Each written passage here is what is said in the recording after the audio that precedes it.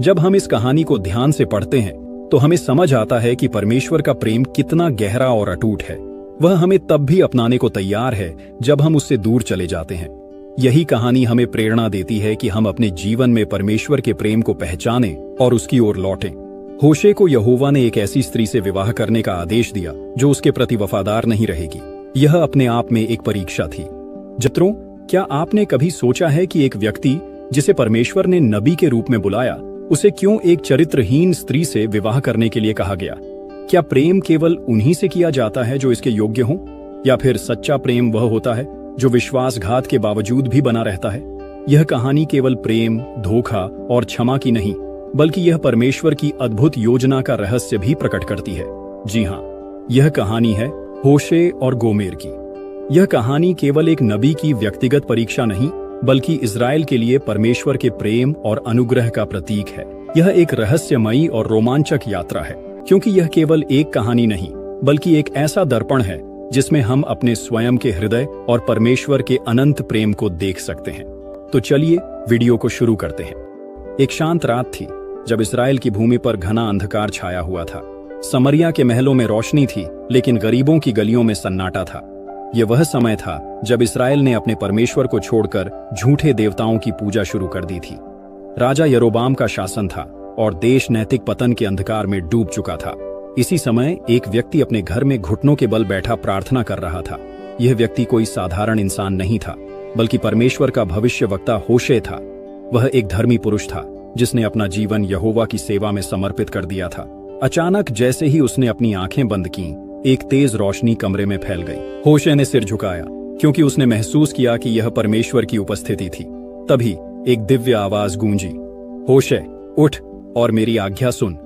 यह सुनकर होशे कांप उठा। उसने सिर झुकाए हुए उत्तर दिया, हे प्रभु, मैं आपकी सेवा में हूं। परमेश्वर की आवाज दोबारा गूंजी, जा और एक व्यभिचारिणी स्त्री से विवाह कर, क्योंकि जैसे इस्राएल ने मुझसे विश्वासघात किया है, वैसे ही तेरी पत्नी तुझसे करेगी। परंतु जैसे मैं इस्राएल को प्रेम करता हूं, वैसे ही तू भी उसे प्रेम करेगा। यह सुनकर होशे का दिल जोर जोर से धड़कने लगा। कैसा अजीब आदेश था यह! वह परमेश्वर का आज्ञाकारी दास था, परंतु यह आदेश असामान्य था। एक भविष्यवक्ता को एक व्यभिचारिणी स्त्री से विवाह करने के लिए क्यों कहा जा रहा था? परंतु वह जानता था कि यहोवा की योजनाएं रहस्यमयी होती हैं, परंतु उनके पीछे हमेशा एक गहरा उद्देश्य छुपा होता है। होशे का हृदय तेजी से धड़कने लगा। क्या यह यहोवा का संदेश हो सकता है? परंतु होशे को संदेह करने का अधिकार नहीं था। उसने अपनी आंखें खोली और दृढ़ निश्चय कर लिया, वह परमेश्वर की आज्ञा को पूरी करेगा। समरिया की गलियों में एक स्त्री रहती थी जिसका नाम था गोमेर। वह असाधारण रूप से सुंदर थी, लेकिन उसका जीवन पाप और अनैतिकता में डूबा हुआ था। वह उन स्त्रियों में से थी जो धन और सुख के लिए किसी के भी साथ चली जाती थी। एक दिन जब होशे समरिया की भीड़भाड़ वाली गलियों से गुजर रहा था, उसकी नजर एक स्त्री पर पड़ी। यह गोमेर थी।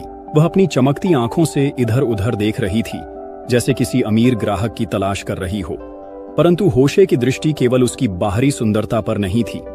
उसे परमेश्वर की वह आवाज याद आई जो कह रही थी कि यही वह स्त्री है जिससे उसे विवाह करना है। होशे ने धीमे स्वर में कहा, गोमेर। गोमेर ने चौंक कर उसकी ओर देखा। उसने कभी सोचा भी नहीं था कि कोई भविष्यवक्ता उससे बात करेगा। उसने संदेह से पूछा, तुम कौन हो? उन्होंने जवाब दिया, मेरा नाम होशे है और मैं यहोवा का भविष्यवक्ता हूं।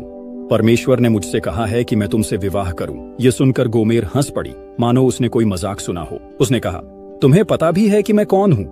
मैं कोई साधारण स्त्री नहीं, बल्कि एक ऐसी स्त्री हूं जिसे लोग पसंद करते हैं लेकिन सम्मान नहीं देते। मैं तुम्हारे जैसे पुरुष के योग्य नहीं हूं। होशे ने उसकी आंखों में देखा और शांति से उत्तर दिया, परंतु परमेश्वर ने तुम्हें चुना है। गोमेर कुछ पल के लिए चुप रही। उसे समझ नहीं आया कि यह व्यक्ति मजाक कर रहा है या सच कह रहा है, लेकिन होशे की आंखों में जो सच्चाई थी वह किसी ने पहले उसमें नहीं देखी थी। कुछ समय बाद होशे और गोमेर का विवाह हो गया। यह विवाह एक रहस्यमयी संकेत था जिसे लोग समझ नहीं सके। एक भविष्यवक्ता और एक व्यभिचारिणी स्त्री, यह कैसा मेल था! पूरे नगर में यह एक चर्चा का विषय बन गया। कैसा भविष्यवक्ता है यह जो एक ऐसी स्त्री से विवाह कर रहा है? परंतु होशे जानता था कि यह केवल उसका विवाह नहीं था, बल्कि यह इज़राइल के लिए एक संदेश था। शुरुआत में सब कुछ ठीक था। गोमेर ने नए जीवन को अपनाने की कोशिश की। उन्होंने एक पुत्र को जन्म दिया और परमेश्वर ने होशे से कहा, उसका नाम यिज्रेल रख, क्योंकि मैं इस्राएल पर न्याय लाने वाला हूं। विवाह के कुछ समय बाद होशे ने महसूस किया कि गोमेर के मन में कोई अशांति थी। वह कभी कभी रात को चुपचाप घर से निकल जाती और जब लौटती तो उसकी आंखों में एक अजीब सी बेचैनी होती। होशे ने एक रात उससे पूछा, क्या तुम मुझसे कुछ छिपा रही हो? गोमेर ने नजरें चुराईं। नहीं, कुछ नहीं। परंतु होशे जानता था कि अंधकार धीरे धीरे उनके घर में प्रवेश कर रहा था। कुछ ही समय बाद गोमेर का मन पूरी तरह से बदल गया। वह अपने पुराने जीवन की ओर लौटने लगी, जहां वह उन पुरुषों के साथ संबंध रखती थी जो केवल उसे भोग विलास की वस्तु समझते थे। समय बीतता गया और गोमेर पूरी तरह से अपने पुराने जीवन में लौट चुकी थी। उसने होशे को छोड़ दिया था और अब अन्य पुरुषों के साथ रहती थी। नगर के लोग होशे का मजाक उड़ाने लगे। देखो, यह भविष्यवक्ता जिसने एक दुष्ट स्त्री से विवाह किया था अब अकेला खड़ा है। होशे रातों को जागकर यहोवा से प्रार्थना करता, प्रभु, आपने मुझे क्यों इसी परीक्षा में डालने के लिए उसे मेरे जीवन में भेजा था? परंतु परमेश्वर ने फिर से होशे से कहा, जा और अपनी स्त्री को फिर से ले आ। जैसे इस्राएल ने मुझे त्याग दिया वैसे ही उसने तुझे छोड़ा है, परंतु तेरा प्रेम उसकी निष्ठाहीनता से अधिक होना चाहिए। होशे ने परमेश्वर की आज्ञा का पालन किया। गोमेर अब पहले जैसी नहीं रही थी। जिन पुरुषों के लिए उसने होशे को छोड़ा था उन्होंने उसे त्याग दिया। अब वह एक दासी बन चुकी थी। उसे बाजार में गुलामों की तरह बेचा जा रहा था। होशे को जब यह पता चला तो वह तुरंत उस बाजार में पहुंचा। वहां गोमेर झुकी हुई खड़ी थी। उसकी आंखों में ग्लानि और शर्म थी। नीलामी शुरू हुई। एक सौदागर ने पुकारा, कौन इस स्त्री को खरीदेगा? लोग उपहास करने लगे। किसी को उसमें रुचि नहीं थी। तभी एक आवाज आई, मैं उसे खरीदूंगा। सभी ने मुड़कर देखा। यह होशे था। भीड़ चौंक गई। किसी ने पूछा, तुम इसे क्यों खरीद रहे हो? होशे ने उत्तर दिया, क्योंकि मैं इसे प्रेम करता हूं। होशे ने गोमेर को फिर से अपने घर लाया। उसने उसे क्षमा किया और उसे अपनाया जैसे परमेश्वर ने इस्राएल को अपनाने का वचन दिया था। की आंखों में आंसू थे। मैंने तुझे धोखा दिया, फिर भी तूने मुझे प्रेम किया। होशे ने उत्तर दिया, यह प्रेम है जो निष्ठाहीनता से भी अधिक शक्तिशाली है। और इस प्रकार यह कहानी केवल एक विवाह की नहीं बल्कि परमेश्वर के प्रेम की थी। एक ऐसा प्रेम जो कभी समाप्त नहीं होता, चाहे मनुष्य कितनी ही बार क्यों न भटक जाए। यह कहानी प्रेम, विश्वासघात और परमेश्वर की अटूट निष्ठा का प्रमाण है। यह हमें सिखाती है कि परमेश्वर हमें तब भी प्रेम करता है जब हम उसे भूल जाते हैं। क्या तुम भी इस्राएल की तरह परमेश्वर से दूर हो गए हो? यदि हाँ, तो जान लो कि परमेश्वर भी तुम्हें वापस बुला रहा है, जैसे होशे ने गोमेर को बुलाया था। जब हम इस कहानी को ध्यान से पढ़ते हैं तो हमें समझ आता है कि परमेश्वर का प्रेम कितना गहरा और अटूट है। वह हमें तब भी अपनाने को तैयार है जब हम उससे दूर चले जाते हैं। यही कहानी हमें प्रेरणा देती है कि हम अपने जीवन में परमेश्वर के प्रेम को पहचानें और उसकी ओर लौटें। होशे को यहोवा ने एक ऐसी स्त्री से विवाह करने का आदेश दिया जो उसके प्रति वफादार नहीं रहेगी। यह अपने आप में एक परीक्षा थी। जब कोई व्यक्ति प्रेम करता है तो वह निष्ठा और समर्पण की अपेक्षा करता है। लेकिन होशे जानता था कि गोमेर उससे विश्वासघात करेगी। फिर भी उसने परमेश्वर की आज्ञा का पालन किया। यह हमें यह सिखाता है कि सच्चा प्रेम केवल भावनाओं पर आधारित नहीं होता बल्कि यह बलिदान और समर्पण से जुड़ा होता है। क्या हम भी अपने जीवन में परमेश्वर के प्रेम की तरह दूसरों से प्रेम कर सकते हैं? गोमेर का चरित्र इस्राएल के उन लोगों का प्रतिनिधित्व करता है जो बार बार परमेश्वर से दूर चले जाते हैं और संसार की इच्छाओं में खो जाते हैं। हमारे जीवन में भी कई बार ऐसा होता है जब हम परमेश्वर के मार्ग से भटक जाते हैं। हम अपने व्यक्तिगत सुख सुविधाओं को परमेश्वर की इच्छा से ऊपर रखते हैं। हम पाप में लिप्त होकर यह भूल जाते हैं कि परमेश्वर ने हमें किस उद्देश्य से बनाया है। हम सांसारिक आकर्षणों की ओर भागते हैं और सच्चे प्रेम को अनदेखा कर देते हैं। परंतु जैसे गोमेर को अंततः एहसास हुआ कि वह गलत राह पर थी, वैसे ही हमें भी आत्मनिरीक्षण करना चाहिए। होशे के जीवन में सबसे बड़ा मोड़ तब आया जब उसने अपने साथ हुए विश्वासघात के बावजूद गोमेर को फिर से अपना लिया। यह दृश्य हमें यह समझाता है कि परमेश्वर कभी भी अपने लोगों को नहीं त्यागता, चाहे वे कितनी भी बार उसे छोड़कर चले जाएं।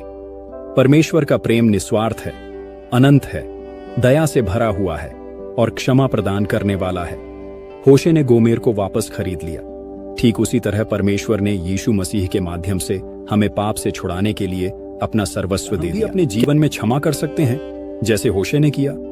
अक्सर जब कोई हमें धोखा देता है तो हम उसे कभी माफ नहीं करना चाहते, लेकिन होशे हमें सिखाता है कि सच्चा प्रेम क्षमा करने से पीछे नहीं हटता। मत्ती 6 के वचन 14 में लिखा है, यदि तुम अपने अपराधियों को क्षमा करोगे तो तुम्हारा स्वर्गीय पिता भी तुम्हें क्षमा करेगा।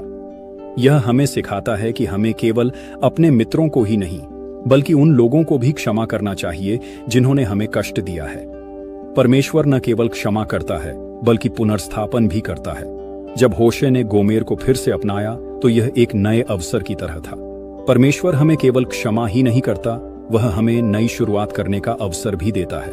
वह हमारे टूटे हुए जीवन को फिर से संवारता है, वह हमारे हृदय को चंगा करता है और हमें अपनी कृपा से भर देता है। अगर हम परमेश्वर की ओर लौटते हैं तो वह हमें अपने प्रेम से आशीषित करता है और हमें नए जीवन की राह दिखाता है। क्या हम परमेश्वर की ओर लौटेंगे? कई बार हम अपने जीवन में गोमेर की तरह होते हैं। हम परमेश्वर को छोड़कर संसार की चीजों में उलझ जाते हैं, परंतु यहोवा हमें पुकार रहा है। होशे 14 के वचन 4 में लिखा है, लौट आओ क्योंकि मैं तुमसे प्रेम करता हूँ। अगर हम अपने जीवन में परमेश्वर के बुलावे को सुने और उसकी ओर लौटें तो वह हमें प्रेम और अनुग्रह से स्वीकार करेगा। सच्चे प्रेम को पहचानें। क्या हमारा प्रेम केवल भावनाओं पर आधारित है या हम वास्तव में दूसरों के लिए बलिदान देने को तैयार हैं? अपने जीवन का आत्मनिरीक्षण करें।